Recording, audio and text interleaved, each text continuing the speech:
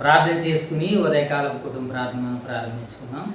దేవత దేవుడు గత కాలంలో గత సమయంలో మరి మనల్ని కాచి కాపాడి ఈ సాయంత్రకాల సమయంలో ఆయన సన్నిధి భాగ్యాన్ని ఆయన సన్నిధి కాంతుల్ని మనకి ప్రకాశింపజేసిన పరలోకమందున్న కన్న తండ్రికి కృతజ్ఞతలు వందనాలు స్తుతులు స్తోత్రాలు తెలియజేసుకుంటూ మరి యొక్క సమయంలో పేతురు రాసినటువంటి ఆ 2వ పేతురు పత్రిక 3వ అధ్యాయాన్ని ఈ సాయంత్రకాల సమయంలో కుటుంబ ప్రార్థనలో మనం అందరము వాక్యాన్ని విందాం, నేర్చుకుందాం.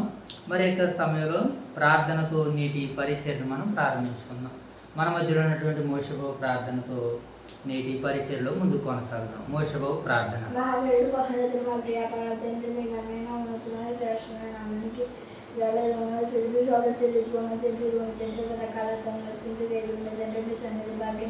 మీ సన్నిధి కొందరు మా మీద ప్రకాశం చేసినందుకు ఇది వేలను సోదరు తెలుసుకుని తండ్రి రకాల పనులని ఇది వచ్చేది పేదరాజు పత్రిక తండ్రి 3వ అధ్యాయం తండ్రి మేము చాచుగా నేర్చుకోవచ్చుగా తెలుసుకోవచ్చుగా మాకు సహాయమంతా ఏంటంటే ప్రశ్నించండి తండ్రి ఈ చివరి తండ్రి పేదల పత్రిక తండ్రి 3వ అధ్యాయం తండ్రి చివరి అధ్యాయం తండ్రి మేము చాచుగా నేర్చుకోవచ్చుగా తెలుసుకోవచ్చుగా మాకు సమృద్ధిమైన జ్ఞాని ప్రసన్న తండ్రి ఇవ్వండి.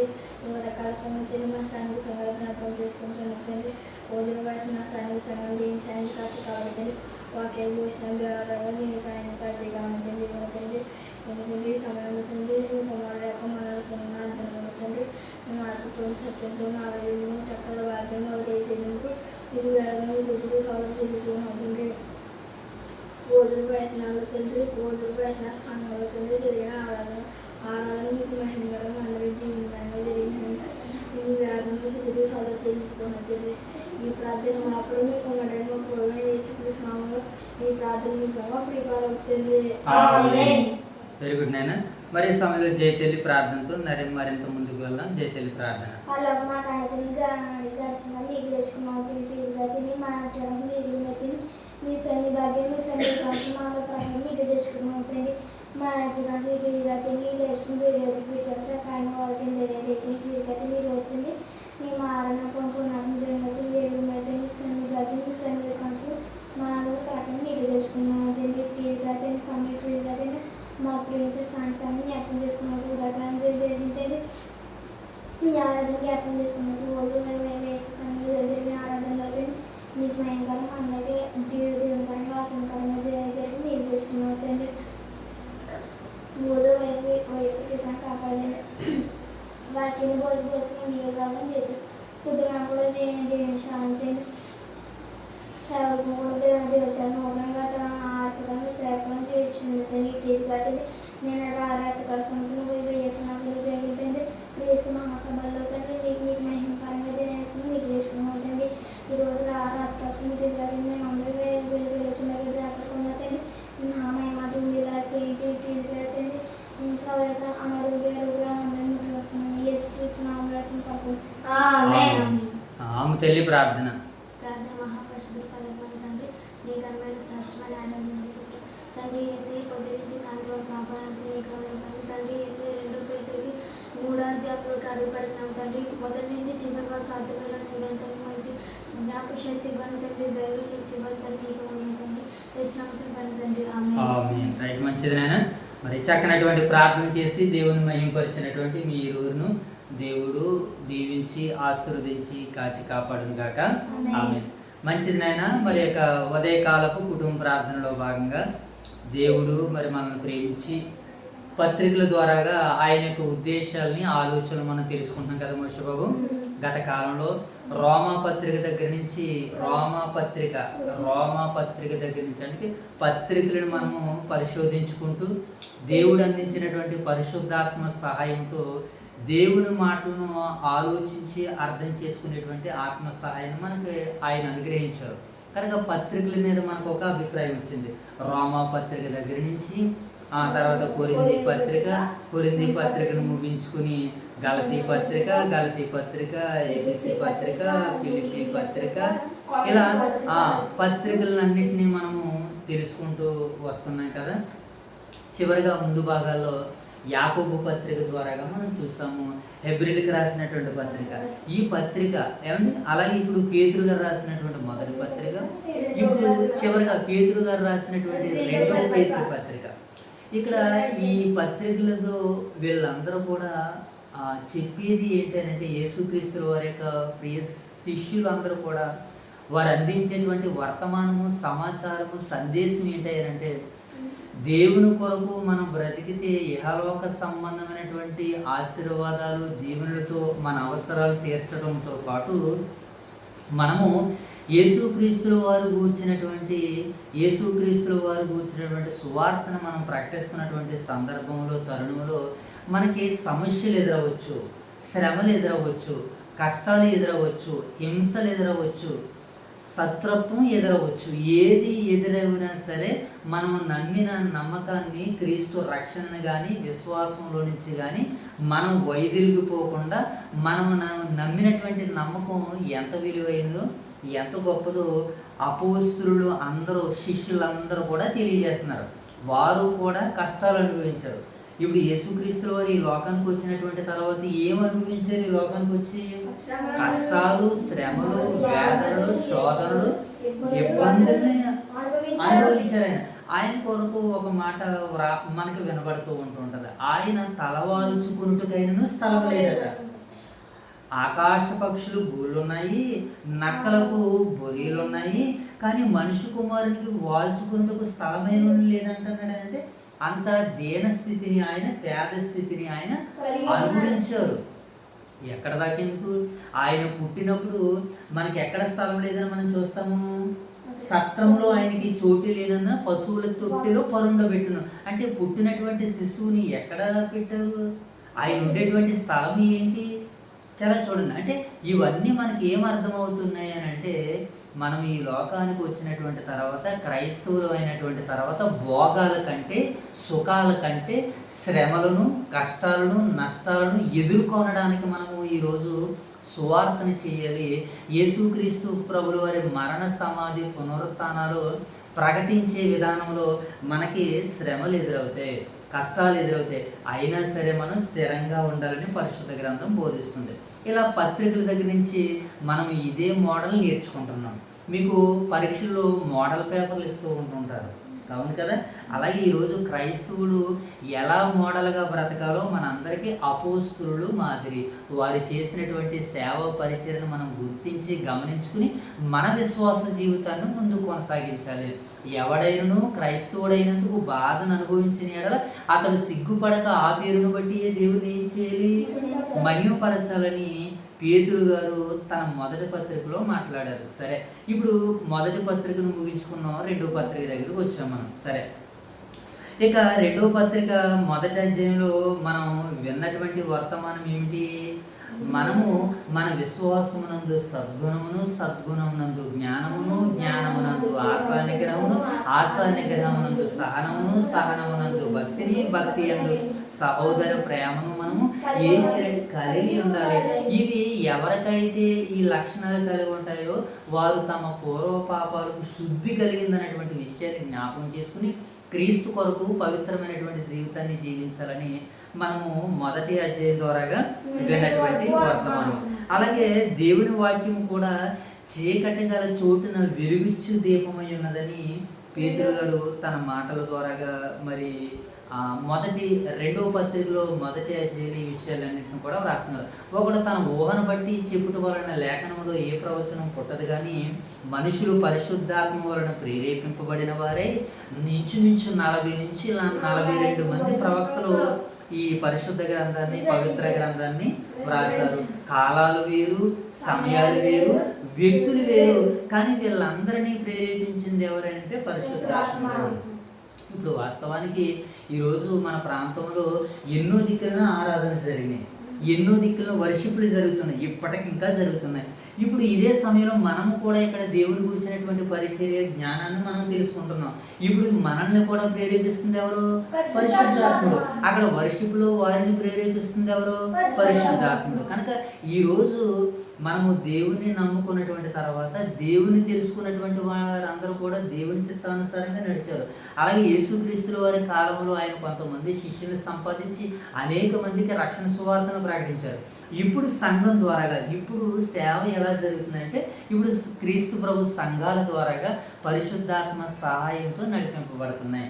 సో దీనిని 2 పేతురు పత్రిక 1వ అధ్యాయంగా మనం మనసులో పెట్టుకుంటే, ఇక 2వ అధ్యాయంలో మనం ఏం నేర్చుకున్నాం? అబద్ధ ప్రవక్తలు, అబద్ధ బోధకులు అనేటువంటి వారు లోకంలో ఉన్నారు. అలాగే ఇప్పుడు వారు సంఘంలోనూ కూడా వస్తారు. వీరు తమ్మును కొనినటువంటి క్రీస్తును కూడా విసర్జించి లోకాశలకి దురాశలకి లోబడిపోయి యేసుక్రీస్తుల వారిని విడిచిపెట్టే అంతగా వారు అయిపోతారు. వారు దేవుని కంటే సుఖానుభవం ఎక్కువగా ప్రేమించేవారుగా ఉంటారు. పైకి భక్తి గల వారి వలె ఉండి దాని శక్తిని ఆశ్రయించిన వారుగా ఉంటారు. కనుక వారి విషయాలు మీరు జాగ్రత్తగా ఉండండి అని పేతురు గారు 2వ సందర్భంలో పూర్వము జరిగినటువంటి సందర్భాలను జ్ఞాపకం చేస్తున్నాడు. ఆయన నోవహు కాలంలో ఏం జరిగిందో, సొదొమ గొమొర్రా పట్టణాల కాలంలో ఏం జరిగిందో, ఇక ప్రవక్త అయినటువంటి బిలాము బహుమానాల కొరకు ఎలాగైతే ఆశపడి ఇశ్రాయేలు ప్రజల్ని దీవించవలసినటువంటి ఆయన శపించడానికి సిద్ధపడుతున్నాడు. కేవలం దేని కొరకు వారటపడి ఈ బహుమానాలకి ఆశపడ్డాడు బిలాము. కనుక మీరు బహుమానాల వైపు, పేరుల వైపు, ప్రఖ్యాతుల వైపు వెళ్ళకండి. మీరు అబద్ధ బోధకులు ఉంటారు, అబద్ధ ప్రవక్తలు ఉంటారు. కనుక వారి విషయంలో మీరు జాగ్రత్తగా ఉండండి అని పేతురు గారు మరి వివరణ ఇచ్చాడు. యేసు ఇంకా అంటున్నాడు ఇదే అధ్యాయంలో, భక్తులను శోధన నుంచి తప్పించుటకు ప్రభు సమర్థుడు. అలాగే పాపం చేసినటువంటి దేవదూతలను దేవుడు విడిచిపెట్టాడా? విడిచిపెట్టలేదు. అలాగే నోవహు జల ప్రళయంలో ఓడలోనికి రమ్మని ఆయన సువార్త ప్రకటించిన రాలేనటువంటి వారిని వదిలేశాడా? జల సమాధులు వారిని ఏం చేశాడు? చనిపోయారు. అలాగే సొదొమ గొమొర్రా పట్టణాలని దేవుడు ఏం చేశాడు? వారు బాలురు మొదలుకుని వృద్ధుల వరకు కూడా ఎలా ఉన్నారంటే పాపానికి బానిసలుగా ఉన్నారు. కనుక అలాంటి వారందరికీ తీర్పు తీర్చాడని 2వ అధ్యాయం ద్వారా మనం విన్నాం. ఇక ఈరోజు 3వ అధ్యాయం ద్వారా మనం వినబోతున్నటువంటి వర్తమానం ఏమిటంటే, యేసుక్రీస్తుల వారి 2వ రాకడ ఇంకా జరగలేదు కదా, ఆయన ఎప్పుడో వస్తానన్నాడు, ఇంకా రాలేదేటని కొంతమంది పరిహాసం చేస్తున్నారు. ఆయన 2వ రాకడ గురించి కొంతమంది ఏం చేస్తున్నారు? మోషేబాబు పరిహాసం చేస్తున్నారు, ఎగతాళి చేస్తున్నారు. వారి విషయంలో సరైనటువంటి నిర్ణయాన్ని చెప్పడానికి సిద్ధపడుతున్నారు పేతురు గారు. ఇప్పుడు ఆ నిర్ణయాలు ఏంటో, ఆలోచనలు ఏంటో, ఉద్దేశాలు ఏంటో మనము తెలుసుకునేటువంటి ప్రయత్నాలు చేద్దాం. ఓకేనా మోషేబాబు? సరే, ఈ యొక్క సమయంలో పేతురు 2వ పత్రిక 3వ అధ్యాయం అనగా ఇది చివరి అధ్యాయం. సరే, ఇక ఈ అధ్యాయాన్ని మనం అర్థం చేసుకోవడం కొరకు చిన్న ఆత్మ సహాయ కొరకు దేవుని వేడుకుందాం. తల వంచండి, కళ్ళు మూసుకోండి. చిన్న ప్రార్థన. మహాగరుడ, మహోన్నతుడ, సర్వోన్నతుడ, మీకు కృతజ్ఞతలు తండ్రి. ఈ సాయంత్రకాల సమయంలో మీ సన్నిధి భాగ్యాన్ని, మీ సన్నిధి కాంతులను తండ్రి ఇదిగో నాయన చెల్లి గారి కుటుంబం ద్వారా మీరు మాకు అనుగ్రహించారు తండ్రి. ఈ కుటుంబం నాయన ఒక చక్కటి కార్యానికి సిద్ధపడింది. ఆ కార్యం నాయన మీ నామ మహిమార్థమే జరిగించమని వేడుకుంటున్నాం నాయన. ఇక్కడ ఏర్పాటు చేసినటువంటి పెండ్లి కుమారుడికు వరుడును బట్టి, అలాగే పెండ్లి కుమారుడికు వధువును బట్టి మీకు కృతజ్ఞతలు. 2 కుటుంబాలని ఏకపరిచారు, ఐక్యపరిచారు. గత కాలంలో పెండ్లి కుమారుడిగా, పెండ్లి కుమార్తెగా తీర్చిదిద్దబడ్డారు, అలంకరించబడ్డారు. ఇదిగో 9వ తారీఖున ప్రధానం జరగనే ఉన్నది, 10వ తారీఖున వివాహం జరగనే ఉన్నది. ఈ 2 రోజులు తండ్రి వాతావరణాన్ని, మంచి వాతావరణాన్ని మీరు మాకు అనుగ్రహించండి. రాబోతున్నటువంటి బంధువులు, స్నేహితులు మీరు ఉండండి తండ్రి. మరి ఇక జరుగుతున్నటువంటి వివాహం అంతట్లో నేను మీరే ఘనత, మహిమ, ప్రభావాలు పొందుకోమని వేడుకుంటున్నాను తండ్రి. ఈ సమయంలో మరి ఇట్టి రీతిగా ఇక్కడ ఈ పరిచర్య జరగడానికి మీరు మమ్మల్ని నాయన మా యొక్క చెల్లి గారి గృహం దగ్గరికి నడిపించినందుకు మరొకసారి స్తుతులు చెల్లించుకుంటూ, ఈ ఇవ్వబడిన ఈ సమయంలో, కాలంలో నాయన తండ్రి దీనిని మీ మహిమ కొరకు ఈ సమయాన్ని మేము వెచ్చిస్తూ ఉండగా మీ సహాయంతో, సహకారంతో మమ్మల్ని నింపినందుకే, నడిపించినందుకే కృతజ్ఞతలు, వందనాలు, స్తుతులు, స్తోత్రాలు తెలియజేసుకోవచ్చు తండ్రి. మరి ఈ సమయంలో పేతురు పత్రిక 2వ పత్రిక చివరి అధ్యాయంలోకి మమ్మల్ని నడిపించినందుకు కృతజ్ఞతలు. ఇప్పుడు మీ మాటలు మేము చదవడానికి సిద్ధం పడుతున్నాం తండ్రి. మీ యొక్క ఆత్మ సహాయాన్ని దయచేయండి. మేము లేఖనాలను పరిశోధిస్తుండగా, చదువుతుండగా మా మనసులను, హృదయాలను, మా నేత్రాలను, మనోనేత్రాలను మీరు వెలిగించమని వేడుకుంటున్నాం. ఈ ప్రార్థన అంతటిని నా ప్రభువును, మీ ప్రియ కుమారుడు, మా రక్షకుడు, మా ప్రభు యేసుక్రీస్తు వారి నామములో ప్రార్థన మీకు సమర్పిస్తున్నాం తండ్రి. ఆమేన్. రైట్, మంచిది నాయన. మరి చక్కటి సమయానికి దేవుడు మనం నడిపించాడు. మరి ఈ సమయంలో రెండో పేతురు పత్రికకు మనం వచ్చాం కదా. ఇప్పుడు మనం ఎన్నో అధ్యాయంలో ఉన్నాం మోషబాబు? అంటే ఇంక ఈ అధ్యాయంతో పేతురు గారి యొక్క పత్రిక మనకి ముగుస్తుంది. ఆయన ఏ రీతిగా హెచ్చరిక ఇచ్చాడో, ఆయన ఏ రీతిగా మనుషుల్ని ప్రేరేపిస్తున్నాడో మనం అర్థం చేసుకునేటువంటి ప్రయత్నం చేద్దాం. సరే, ఇక ఈ 3వ అధ్యాయం నేపథ్యాన్ని చూద్దాం. ముందుగా ఏంటి మోషబాబు? ఇది ఈ పత్రికతో చివరి అధ్యాయంగా ముగుస్తుంది. ఇక ఈ పత్రిక ఏమంటే అప్పట్లో కొందరు అపహాసకులు యేసుక్రీస్తు తిరిగి వస్తానని చెప్పాడు, ఇంకా ఎందుకు రాలేదని విశ్వాసులను తప్పుదారి పట్టిస్తున్నారు. ఓకేనా మోషబాబు?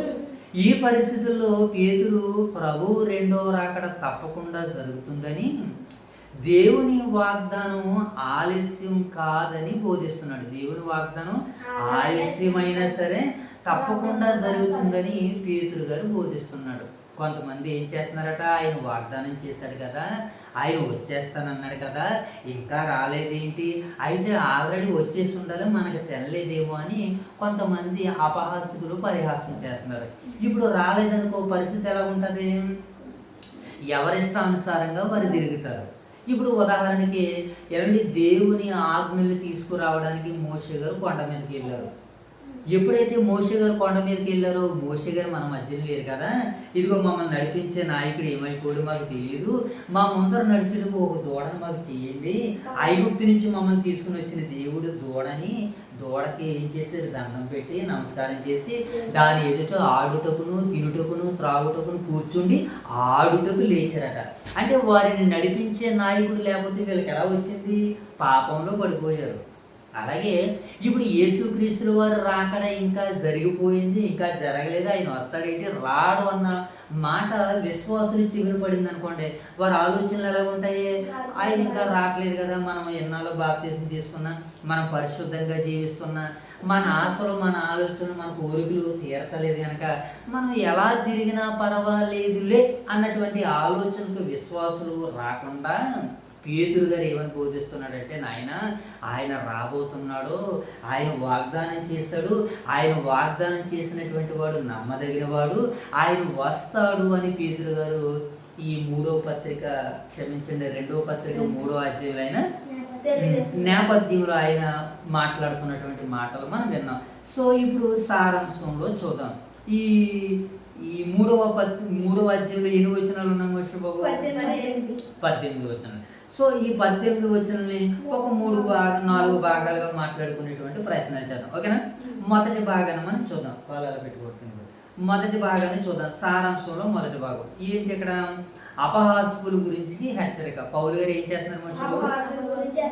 క్షమించండి, ఎవరైనా పేతురు గారు అపహాసకుల గురించి హెచ్చరిక చేస్తున్నాడు. ఏమని హెచ్చరిక చేస్తున్నాడు ఆయన?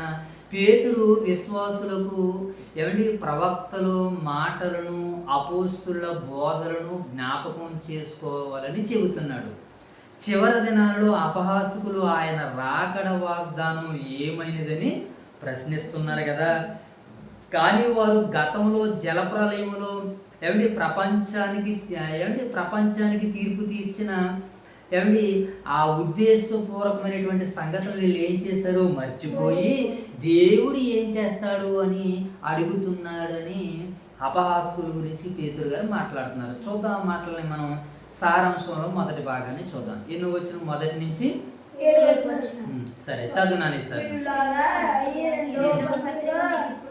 మీకు ఇప్పుడు వ్రాయిచున్నాను పరిశుద్ధ ప్రవక్తల చేత పూర్వమందు పలకబడిన మాటలు. అంటే ఈ మాటలు ఎప్పటి నుంచి అంటే పరిశుద్ధ ప్రవక్తల నోట పూర్వం పలికరటి ఈ మాటలు.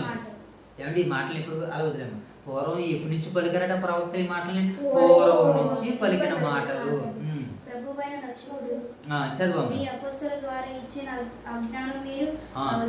Very good. ప్రభు అయిన రక్షకుడు మీ అపోస్తలుల ద్వారా ఇచ్చిన ఆజ్ఞను మీరు జ్ఞాపకము చేసుకోవాలని జ్ఞాపకం చేసుకోవాలనే విషయమును మీకు జ్ఞాపకం చేసి నిర్మలమైన మీ మనసులను రేపుచున్నాను.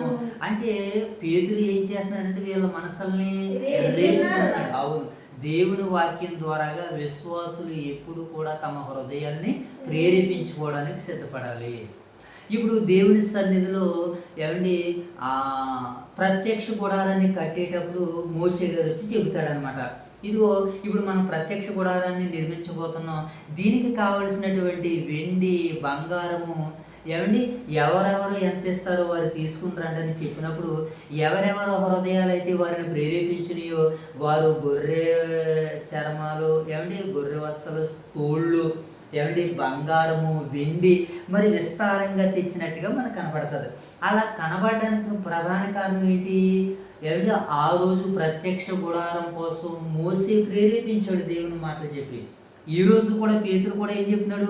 ఆయన రెండవ రాకడ గురించి విశ్వాసులను ప్రేరేపిస్తున్నాడు. ఇప్పుడు స్థానిక సంఘాలలో పరిశుద్ధ కార్యాలు జరుగుతున్నప్పుడు స్థానిక సంఘ దైవ సేవకులు కూడా కొంతమందిని ప్రేరేపిస్తూ ఉంటుంటారు. అవును కదా? ఏమని?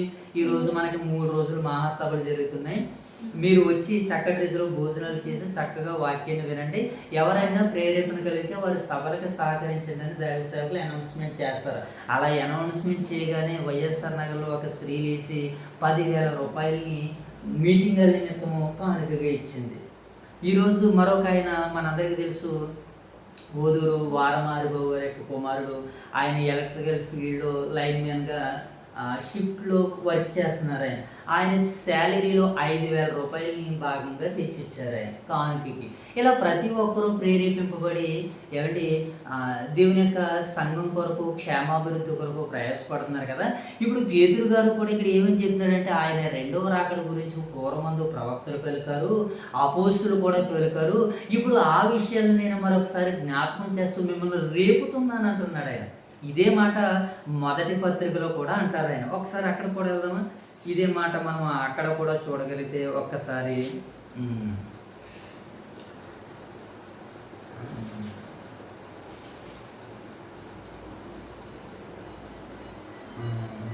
ఇదే మాట మనకి మొదటి పత్రికలో కూడా మిమ్మల్ని ప్రేరేపిస్తున్నానని పౌలు గారు పేతురు గారు ఇక్కడ మనకి మాట్లాడతారు. సరే, ఇక్కడ ఈ సందర్భాన్ని మనం అర్థం చేసుకున్నాడు. అంటే ప్రేరేపణ లేకపోతే ఎవరు కూడా ఏం చేయలేరనమాట, దేవుని కొరకు చక్కగా బ్రతకలేరు కనుక ఇక్కడ పేతురు గారు అదే మాటను ఉద్దేశించి అంటున్నాడు ఆయన. ఏమంటే మీ మనస్సులను రేపుచున్నాను. ఆ తర్వాత మాట చదువున్నాను, మీ మనస్సులను రేపుచున్నాను. అంత్య దినములలో అపహాసకులు అపహసించుచు వచ్చి తమ స్వకీయ దురాశల చొప్పున నడుచుకుందరు. అంత్య దినాలలో అపహాసకులు ఏం చేస్తారంటే అపహాసించుచు వచ్చుచు వారు దురాశలను అనుసరించి నడుస్తారు. మనము వాస్తవానికి ఇక్కడ ఆగగలిగినట్లయితే మనము ఆశలను అనుసరించి నడవాలి. క్రైస్తవులు దేన్ని అనుసరించి నడుచుకోవాలి? నేను ఈరోజు దేవుని సంఘానికి వెళ్తున్నాను, దేవుడు నాకు ఏం ఆశీర్వాదాన్ని ఇస్తాడని ఆలోచించడంలో తప్పులేదు. అంతేగాని నేను దేవుని సేవ చేస్తున్నాను కనుక అందరికంటే నేనే గొప్పగా ఉండాలన్నటువంటి దురాశ మనలో ఉండకూడదు. ఇక్కడ కూడా అపహాసకులు ఏం చేస్తున్నారంటే దురాశను అనుసరిస్తున్నారు. అంటే హేళన చేసేవారు అపహాసకులు దురాశపరులుగా ఉంటారు. మరి నీతిమంతులు నెమ్మదిగా ఉండేటువంటి వారు ఆశలను అనుసరిస్తారని మనకు అర్థం కావాలి. ఇక కింద మాటలో చదవము. ఆయన రాకడను గూర్చిన వాగ్దానము ఏమాయను? పితరులను నిద్రించినది మొదలుకొని సమస్తమును సృష్టి ఆరంభమునున్నట్టే నిలిచి ఉన్నది అని చెప్పుదురని మొదట మీరు తెలుసుకొనవలెను. ఏలయనగా పూర్వము నుండి ఆకాశము ఉండిననియు నీళ్ళలో నుండి నీళ్ళ వలన సమకూర్చబడిన భూమియు దేవుని వాక్యం వలన కలిగినని వారు బుద్ధిపూర్వకముగా మరుతురు. అంటే పూర్వం నుంచి ఏమున్నదో నీళ్ళ ద్వారాగా దేవుడు ఏమేం చేశారో ఈ విషయాలన్నీ కూడా వారు ఏం చేస్తారట? బుద్ధిపూర్వకంగా మరిచిపోతారు. ఆ నీళ్ళ వలన ఇప్పుడున్న లోకము నీటి వరదలో మునిగి నశించింది. ఎప్పుడు? జలప్రలయంలో దేవుడు చెప్పాడు కదా, రక్షణ సువార్తను ప్రకటించాడు నోవాహు మాట వినలేనటువంటి వారిని అందరినీ దేవుడు ఏం చేశాడు? జలప్రలయంలో లేపేశాడు కదా, ఆయన వాగ్దానాన్ని నెరవేర్చాడు కదా. ఇప్పుడు ఆయన రెండవ రాకలు ఆయన కుమారుని భూమి మీద పంపబోతున్నాడు, ఆయన కూడా రాబోతున్నాడు. అప్పుడు కూడా ఏమిటి ఈ ప్రపంచం ఏమైపోతుంది? అగ్నితో లయమైపోతుందని పేతురు చెబుతున్నాడు. ఏమండి కనుక పూర్వం చెప్పినటువంటి వాటిని నీళ్ళ వలన ఇప్పుడున్న లోకమును నిరదలో ముంచివేసును. అయితే ఇప్పుడున్న ఆకాశమును భూమియు భక్తిహీనుల తీర్పును నాశనమును జరుగుటకు అగ్ని కొరకు నియమింపబడినదై. అదే వాక్యం వలన భద్రము చేయబడి ఉన్నది. ఇప్పుడు వాక్యం ద్వారాగా దేవుడు ఏం చేశాడు? భద్రం చేశాడు.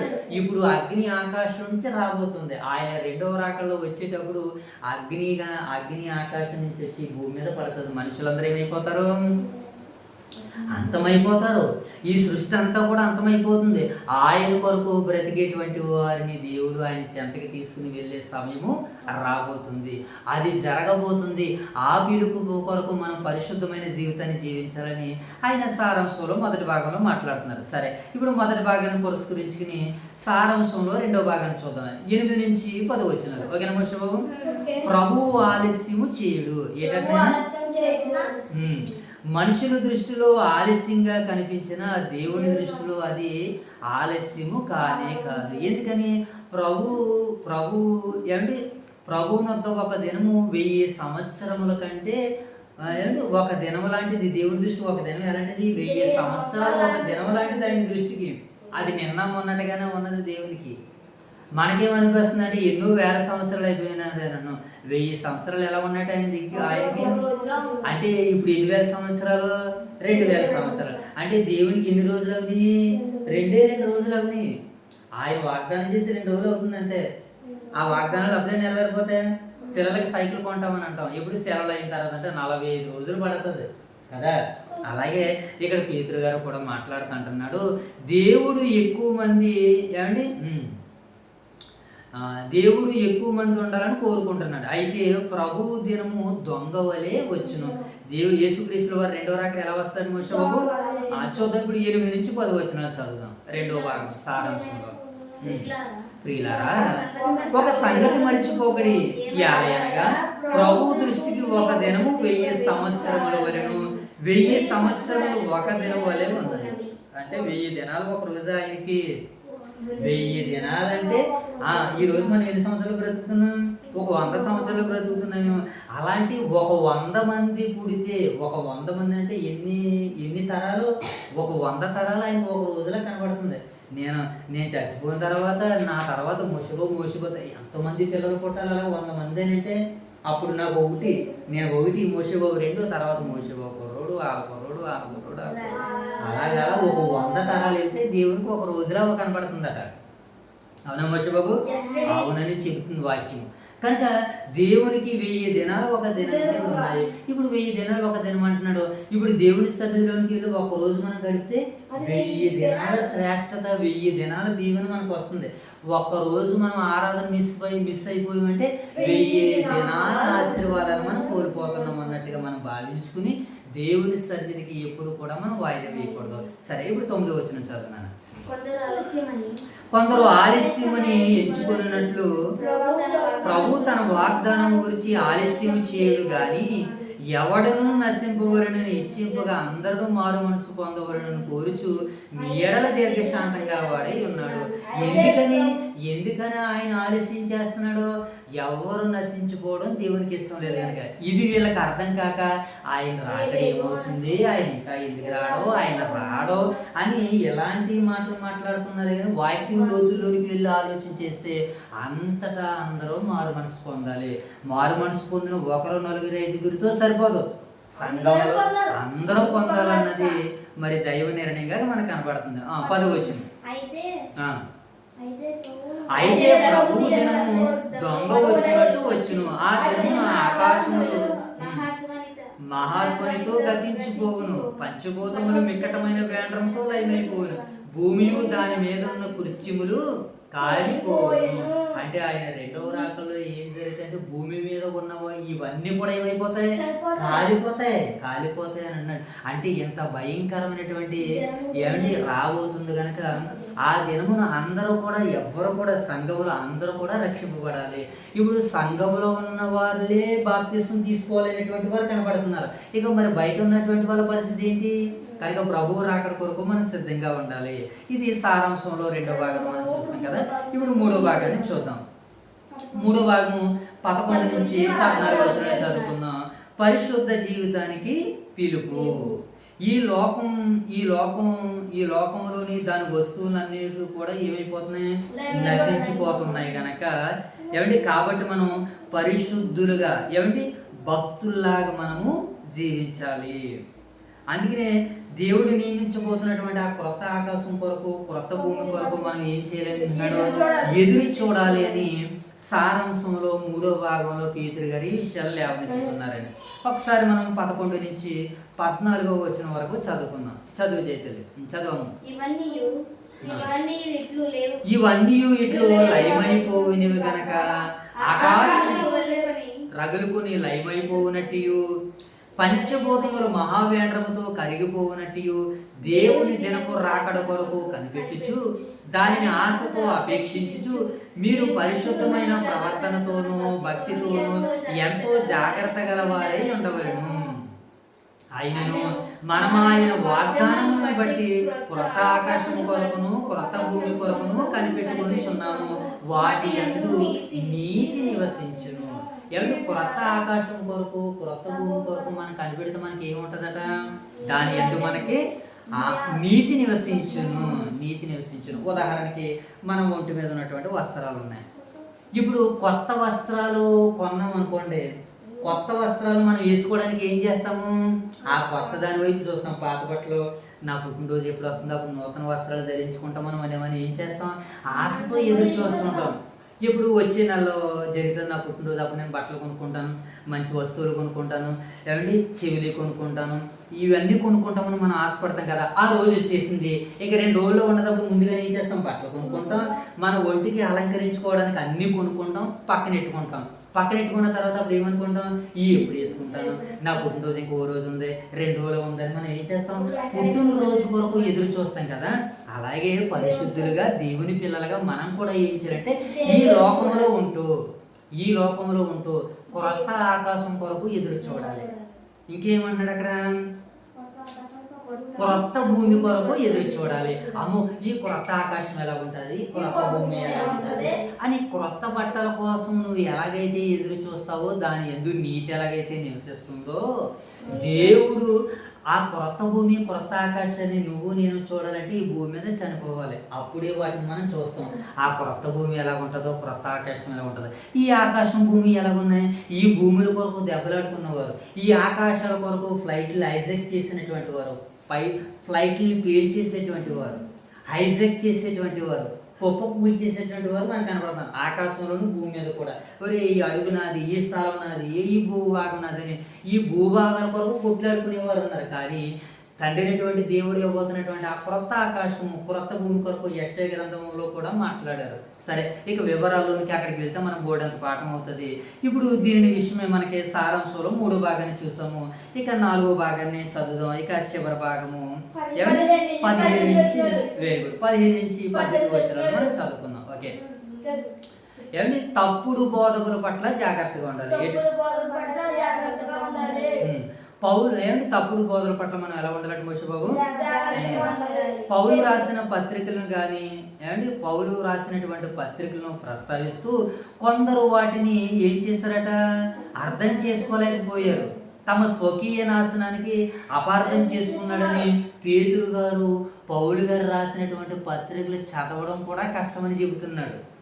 ఏమండి? అలాగే చివరగా మన ప్రభువును రక్షకుడైన యేసుక్రీస్తు ఏమండి ఆయన కూడా ఆయన జీవించినటువంటి జీవన విధానం, ఆయన జ్ఞానమందును వృద్ధి పొంది ఆయన ఏం చేశాడు అంటే చక్కగా బ్రతికాడని మనకి ఈ అధ్యాయము పేతురు గారు ఉపదేశిస్తున్నాడు. ఓకేనా?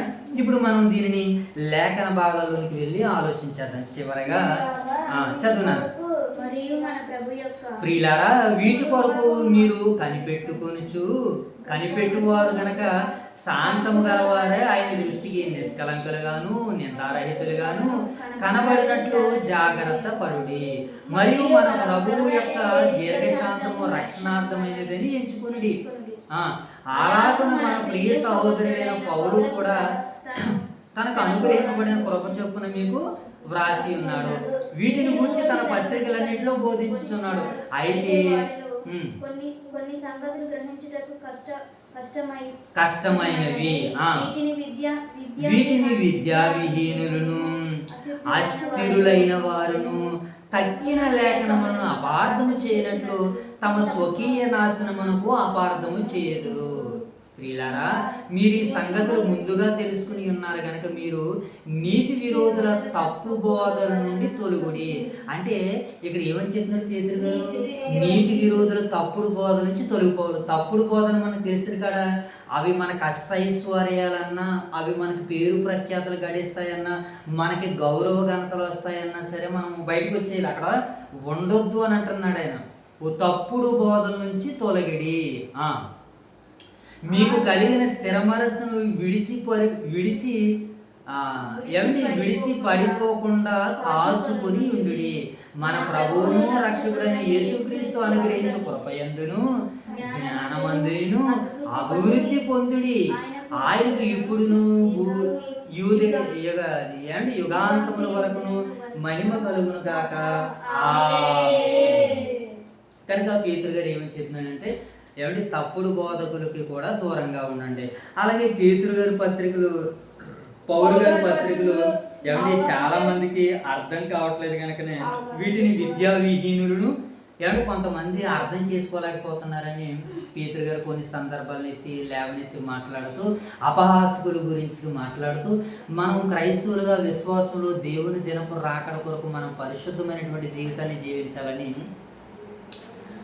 అపోస్తలుడైనటువంటి పేతురు గారు ఈ 3వ అధ్యాయంలో ఆయన ముగింపు వీడ్కోలు సందేశాన్ని ఆయన అందిస్తున్నారు. సరే, ఇక చివరిగా ఈ అధ్యాయం యొక్క వివరాలలోకి వెళ్ళి మనం ఆలోచించేద్దాం. ఈ అధ్యాయం ప్రధానంగా 3 విషయాలు బోధిస్తుంది. ఏడు మోషబాబు చూద్దాం. మొదటిగా ఏంటంటే యేసుక్రీస్తు వారి 2వ రాకడ నిశ్చయము. నిశ్చయమా, కానీ ఆయన ఎప్పుడు వస్తాడు? 2వ రాకడలో వస్తాడు. ఎప్పుడు వస్తాడు ఆయన? ఏమైనా డేట్ ఏమైనా చెప్పాడా? ఇప్పుడు మన ఇంట్లో దొంగతనం చేయడానికి డేట్ పెట్టుకుని వస్తాడు ఆయన. మనం ఇంటి దగ్గర ఎప్పుడైతే లేడో అప్పుడే వస్తాడు. అలాగే మనం ఎప్పుడైతే విశ్వాసాన్ని కోల్పోతామో, మన భక్తిని కోల్పోతామో అప్పుడే వస్తాడు. కనుక మన భక్తిని, మన విశ్వాసాన్ని మనం కోల్పోకుండా దాంట్లో మనం కాపాడుకోవాలి. దేవుని సంరక్షణ కొరకు మనం సిద్ధపడుతూ ఉండాలి. రాబోయే తీర్పును దృష్టిలో ఉంచుకుని పరిశుద్ధ జీవితాన్ని జీవించాలి. రాబోయే తీర్పు ఏంటి? దేవుని చిత్తానుసారంగా ఎవరైతే బ్రతకకుండా ఉంటారో వారిని నరకాగ్నిలో పడేస్తానన్నాడు దేవుడు. కనుక నేను నరకాగ్ని గుండానికి వెళ్ళిపోకుండా నేను జాగ్రత్తగా ఉండాలని ప్రతి ఒక్కరూ ప్రయాసపడాలని పేతురు గారు ఈ విషయాల్ని బోధిస్తున్నారు. అపహాస్కుల మాటలకు కాకుండా దేవుని వాగ్దానాలను విశ్వసించాలని పేతురు బలంగా ఈ అధ్యాయంలో వివరణ ద్వారాగా మనందరితో మాట్లాడుతున్నారు ఆయన. సో ఇక చివరగా ఈ అధ్యాయ ప్రధాన సందేశం ఏంటంటే ప్రభు రాకడను ఎదురు చూచుచు పరిశుద్ధతలో మనము జీవించాలి. ఈ అధ్యాయం మనకి గుర్తు చేసేది ఏంటంటే దేవుని వాగ్దానాలు ఎన్నటికీ వృధా కావు, విఫలము కావు. దేవుని సహనం మన రక్షణ కొరకు. ఆయన ఎందుకు రావట్లేదని అపహాస్యం చేస్తున్నటువంటి మాటను మనం అర్థం చేసుకుంటే అందరూ మారాలి.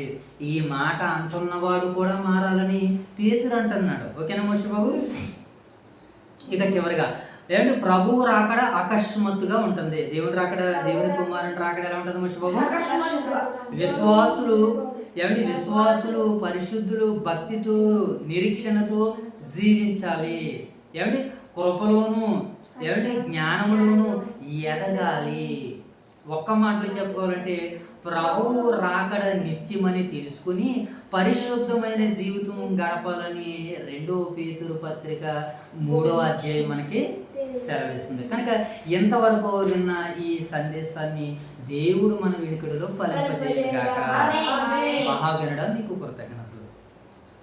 తండ్రి, ఈ సమయంలో ఎంతవరకు మీరు మమ్మల్ని ప్రేమించి చక్కటి నాయన మీ సన్నిధి భాగ్యాన్ని నాయన చెల్లి గారి కుటుంబం ద్వారా అనుగ్రహించి ఈ మీ కుమారుని యొక్క 2వ రాకడ తండ్రి ఇక్కడ ఈ స్థలం నుంచి నాయన మా ప్రియ సహోదరులకి అందించడానికి మీరు మాకు ఇచ్చిన ఈ చక్కటి సమయాన్ని బట్టి, వేదికను బట్టి, మీ సన్నిధిని బట్టి, మీ సన్నిధి కాంతుని బట్టి నాయన పరిచర్యలో వాడబడిన నీ ముగ్గురు బిడ్డలను బట్టి నాయన మీకు కృతజ్ఞతలు తండ్రి. తదుపరి ఈ పరిచర్య వీక్షిస్తున్న మా ప్రియులైన పరిశుద్ధుల్ని మీరు దర్శించండి, దీవించండి. మీ మహిమ కొరకు వాడుకోమని వేడుకుంటూ ప్రార్థిస్తున్నాం తండ్రి. మీకు కృతజ్ఞతలు తండ్రి. ఈ సమయంలో ఇంత చక్కటి పరిచర్య చేసుకోవడానికి మాకు అవకాశం ఇచ్చిన మా యొక్క స్థానిక సంఘ దైవ సేవకులు బిఎల్ రాజు గారిని వారి యొక్క కుటుంబాన్ని దీవించి ఆశీర్వదించండి. వారిని మీరు ప్రేమించి ఇచ్చినటువంటి స్థానిక సంఘాలు ఓదూరు వైఎస్ఆర్ నగర సంఘాలను, సంఘ బిడ్డలను, నేటి పెద్దల కుటుంబాలను, పరిచారకుల కుటుంబాలను, నూతనంగా బైబిల్ తర్ఫీదులు పొందుతున్నటువంటి యువ సేవకుల కుటుంబాలను దీవించి ఆశీర్వదించి కాచి కాపాడమని వేడుకుంటున్నాం. అలాగే తండ్రి 2 సంఘాల ద్వారాగా గత వారంలో అనేక కార్యక్రమాలు మీరు జరిగించారు, నడిపించారు, మీ కృతజ్ఞతలు. తండ్రి ఈ వారంలో కూడా నాయన తండ్రి మీరు జరిగించబోతున్నటువంటి బహిరంగ సభలను బట్టి నాయన మీ సన్నిధానంలో జ్ఞాపకం చేసుకుంటున్నాం. ఓదూరు వైఎస్ఆర్ నగర్ క్రీస్తు సంఘాల ద్వారాగా జరుగుతున్నటువంటి మహాసభలు మొదటి రోజును ముగించుకున్నాం. ఈ రోజు రేపు మరలా 2 రోజులనైనా తండ్రి బహిరంగ సభలు జరగనున్నవి. తండ్రి మీకు మహిమకరంగా అనేక మంది బిడ్డలకు దీవెనకరంగా ఆశీర్వాదకరంగా మీరు జరిగించండి. అలాగే తండ్రి నాయన 10వ తారీఖున 9వ తారీఖున జరగబోతున్నటువంటి ప్రధాన విషయంలోను వివాహ విషయంలో మీ తోడు మీ యొక్క సహాయాన్ని అనుగ్రహించండి. జరగబోతున్నటువంటి నాయన ఈ 2 కార్యాలకి పరిశుద్ధులు అనేక మంది బిడ్డలు రావడానికి మీ సహాయం తెచ్చండి. శ్రేష్టమైన చక్కటి వాతావరణాన్ని అనుగ్రహించండి. రాబోతున్నటువంటి పరిశుద్ధులందరిని బట్టి వివాహాన్ని జరిపించబోతున్న మా ప్రియులు దైవ సేవకులు బిఎల్ రాజు గారిని బట్టి నాయన వారి యొక్క పర్యవేక్షణలో వివాహ సందేశాన్ని అందించబోతున్నటువంటి దైవ సేవకుల కుటుంబాలను, అలాగే రిజిస్టర్ వివాహకర్త గారిని, అలాగే ప్రధాన వర్తమానం అందించబోతున్నటువంటి సూర్యరావు గారి కుటుంబాన్ని దీవించి ఆశీర్వదించి కాచి కాపాడమని వేడుకుంటూ తండ్రి మరి రాత్రి కాల సమయంలో జరగబోతున్నటువంటి 2వ రోజు మహాసభలో మీ తోడును, మీ భద్రతను, క్షేమాన్ని, దీవెనను, ఆశీర్వాదాన్ని మాకును ఈ పరిచయం వీక్షిస్తున్న మా ప్రియులైన పరిశుద్ధులందరికీ, స్థానిక సంఘ బిడ్డలందరికీ మీరు అందిస్తారని అనుగ్రహిస్తారని ఆశిస్తూ మా రక్షకుడు మీ ప్రియకుమారుడు మా ప్రభు అయిన యేసుక్రీస్తు వారి నామములో ప్రార్థన సమర్పిస్తున్నాం కన్న తండ్రి. అందరికీ వందనాలైనా ఒకసారి అందరికీ వందనాలు.